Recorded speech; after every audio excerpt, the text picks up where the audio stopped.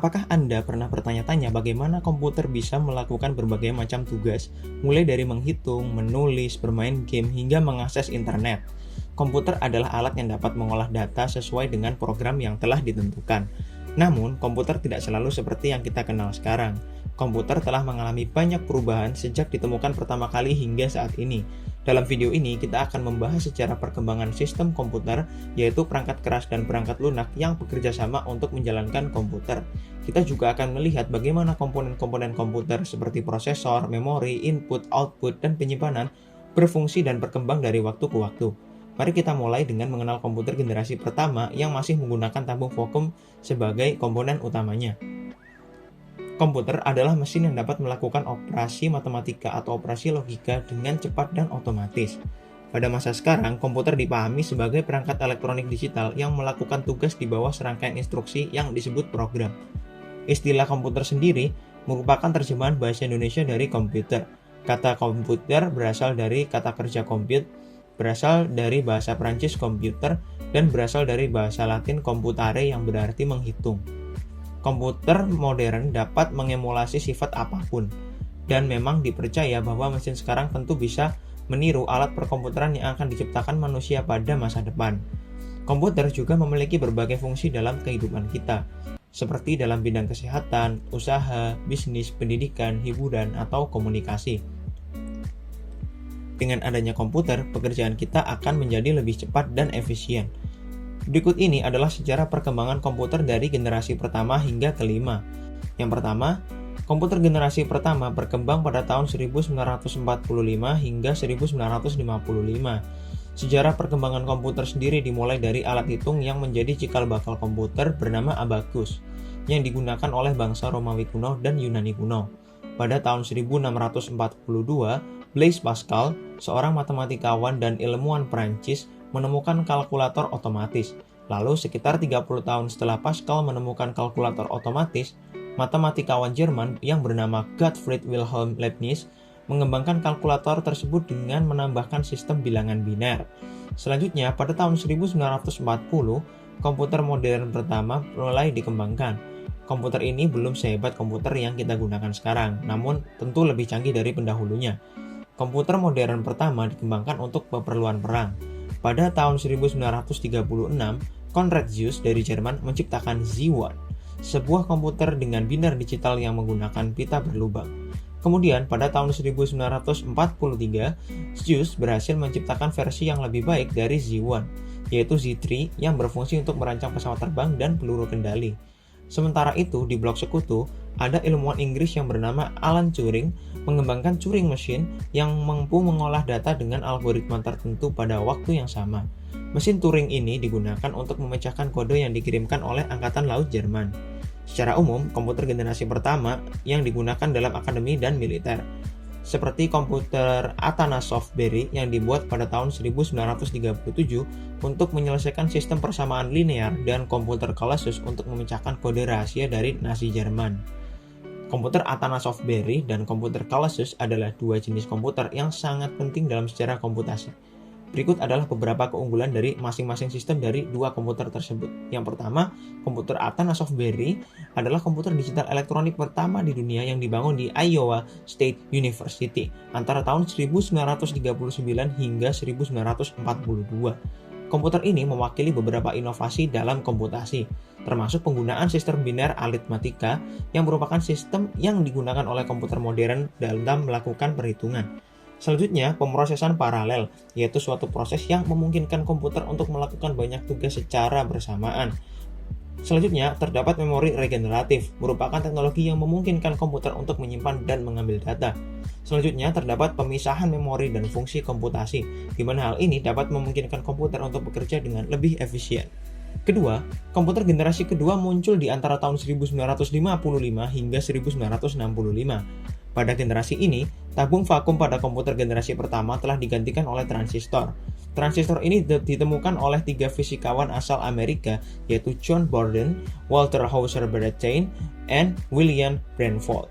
Transistor ini menggunakan tube vakum yang ada di radio, komputer, dan televisi, sehingga ukuran mesin elektrik yang tadinya besar menjadi lebih kecil. Pada tahun 1956, transistor mulai dipakai dalam teknologi komputer. Selain itu, ada penemuan lain berupa memori inti magnetik yang mampu mengembangkan komputer dengan lebih cepat, lebih kecil, dan lebih dapat diandalkan jika dibandingkan dengan pendahulunya. Pada komputer generasi kedua ini, komputer sudah menggunakan bahasa assembly.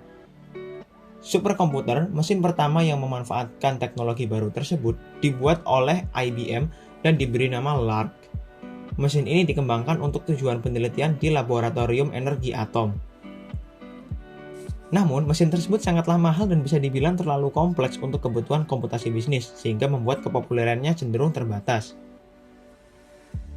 Pada awal tahun 1960, komputer generasi kedua sudah mulai digunakan untuk urusan yang lebih umum, seperti pemerintahan, universitas, dan bisnis.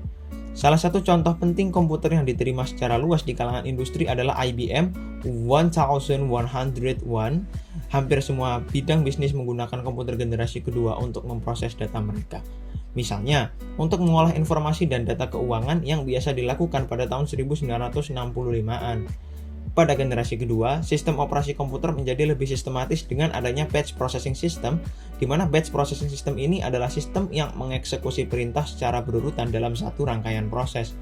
Selain itu, komputer generasi kedua juga sudah menggunakan bahasa assembly yang menggunakan singkatan-singkatan untuk menggantikan kode biner yang digunakan dalam bahasa mesin. Keunggulan adalah ukuran mesin elektrik, sehingga penggunaan transistor membuat ukuran mesin elektrik menjadi lebih kecil. Kapasitas memori yang menjadi lebih besar dengan ditemukannya inti magnetik atau magnetic core, serta proses sistem operasi yang meningkat hingga jutaan operasi per detik. Kemudian ada juga real time dan time sharing, memiliki kemampuan untuk proses real time dan juga prinsip time sharing. Selanjutnya terdapat fitur removable disk, yaitu didukung dengan adanya removable disk atau penyimpanan eksternal yang berbentuk magnetic disk dan juga magnetic tape. Kemudian terdapat komponen modern, yaitu komponen-komponen yang dapat diasosiasikan dengan komputer seperti yang ada pada saat ini, yaitu printer, penyimpanan disket, memori, sistem operasi, dan program. Kelemahannya, meski memiliki cukup banyak keunggulan, komputer generasi kedua ini juga punya beberapa kelemahan. Mesin komputer ini tentu sangat mahal dan cenderung terlalu kompleks untuk urusan bisnis sehingga tidak populer. Hanya ada 2 LARC atau komputer generasi kedua yang pernah dipasang dan digunakan. Selanjutnya, komputer generasi ketiga diciptakan pada rentang tahun antara 1965 hingga 1980 dan dicirikan dengan penggunaan integrated circuit yang menggabungkan beberapa transistor di dalamnya. IC diciptakan oleh Robert Noyce dan Jack Kilby pada tahun 1958 hingga 59. IC adalah komponen tunggal yang memiliki jumlah transistor. Transistor dibuat menjadi lebih kecil dan ditempatkan pada chip silikon yang disebut semikonduktor. Hal ini menyebabkan komputer generasi ketiga memiliki ukuran yang jauh lebih kecil dari komputer generasi pertama. IC adalah komponen elektronika aktif yang terdiri dari gabungan ratusan, ribuan, bahkan jutaan transistor, resistor, kapasitor, dan dioda berukuran mikro yang disusun sedemikian rupa sehingga menghasilkan sebuah rangkaian komponen elektronika dalam kemasan kecil. Pada tahun 1958, Jack Kilby mengembangkan IC, sebuah piringan silikon kecil yang terbuat dari pasir kuarsa. Pasir kuarsa ini digunakan karena dapat mengatasi panas yang timbul pada transistor. Dalam piringan silikon ini, Jack Kilby mengkombinasikan 3 komponen elektrik sekaligus. Untuk kedepannya, jumlah komponen yang dapat dipadatkan dalam chip tersebut akan semakin bertambah, bahkan hingga miliaran transistor seperti saat ini. Penemuan IC sendiri mengubah arsitektur komputer, memungkinkan dibangunnya komputer yang jauh lebih kecil dibanding komputer pada generasi sebelumnya. Komputer generasi ketiga juga ditandai dengan penggunaan sistem operasi, yaitu suatu sistem yang memungkinkan mesin dapat menjalankan berbagai program yang berbeda secara bersamaan dengan sebuah program utama yang mengawasi atau memonitor dan mengkoordinasi memori mesin komputer. Beberapa komponen yang digunakan pada komputer generasi ketiga diantaranya adalah sebagai berikut. Yang pertama, penggunaan integrated circuit atau IC, yaitu piringan silikon kecil dari bahan pasir kuarsa yang di dalamnya berisi sejumlah transistor. Kedua, menggunakan magnetic disk, atau dalam bahasa Indonesia disebut juga dengan penyimpanan magnet atau hard disk dan HDD, merupakan sistem penyimpanan yang digunakan untuk menyimpan data file pada sistem komputer. Data yang disimpan dapat berbagai macam, meliputi file dokumen, foto, video, suara, dan lain-lain. Komputer pada generasi ini mulai menggunakan magnetic disk berkapasitas besar sebagai tempat penyimpanan eksternalnya yang bersifat random access. Sudah menggunakan terminal display visual dan mengeluarkan suara sebagai sarana outputnya. Pada bagian software dan kinerja, komputer generasi ketiga juga berkembang dengan sangat pesat. Program dibuat dalam bahasa tingkat tinggi seperti Fortran, COBOL, atau BASIC. Sistem operasi yang berfungsi untuk memonitor dan mengkoordinasi memori komputer sudah mulai digunakan. Integrasi hardware dan software mulai dilakukan melalui sistem operasi. Multiprocessing dan multiprogramming juga sudah mulai diterapkan. Selanjutnya, pada komputer generasi keempat, atau yang biasa dikenal sebagai komputer mikroprosesor, muncul pada tahun 1980-an.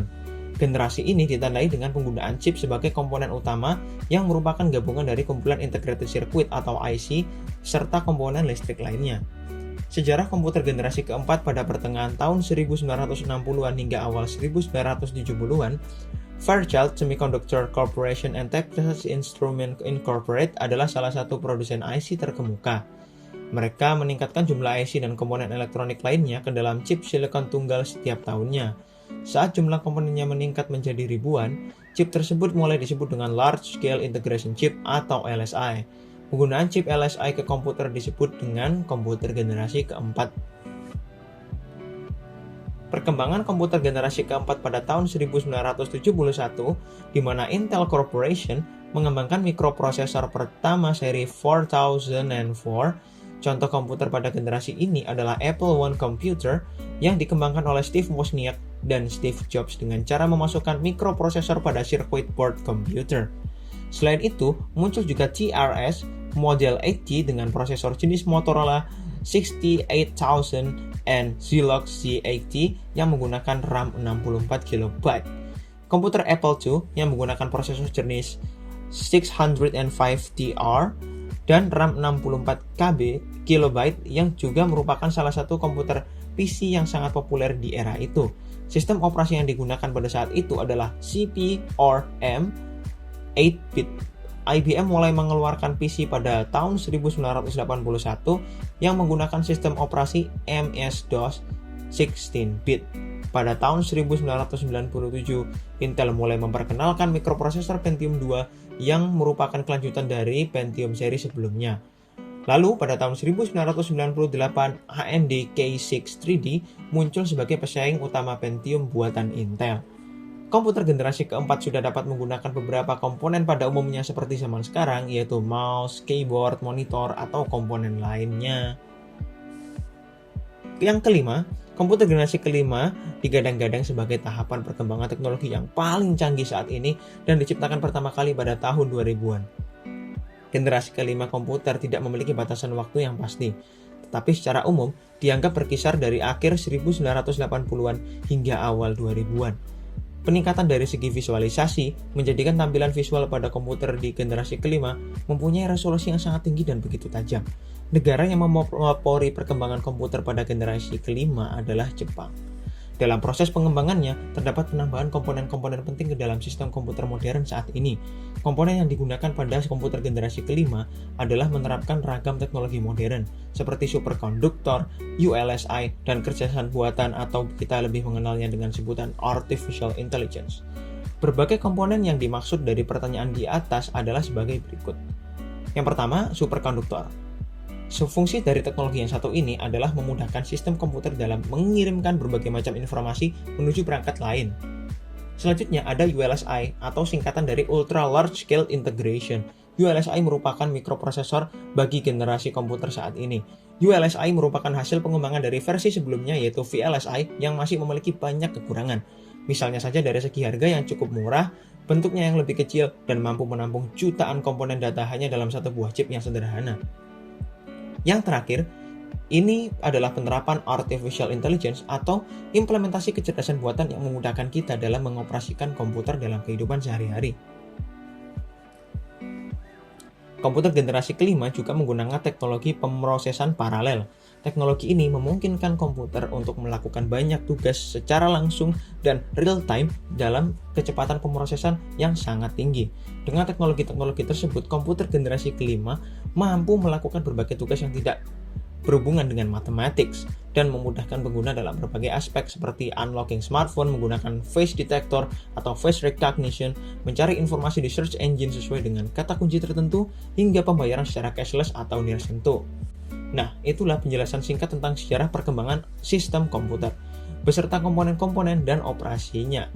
Kita telah melihat bagaimana komputer dari generasi pertama yang menggunakan tabung vakum hingga generasi kelima yang sudah menggunakan teknologi artificial intelligence.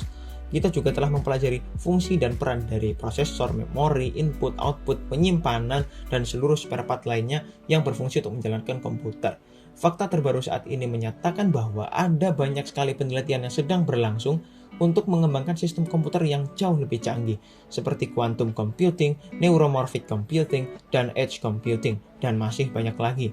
Semoga video ini bermanfaat dan menambah wawasan kita tentang dunia komputer. Mohon maaf apabila terdapat banyak kesalahan penyebutan kata dan misinformasi atau kesalahan ejaan. Terima kasih sudah menonton. Wassalamualaikum warahmatullahi wabarakatuh.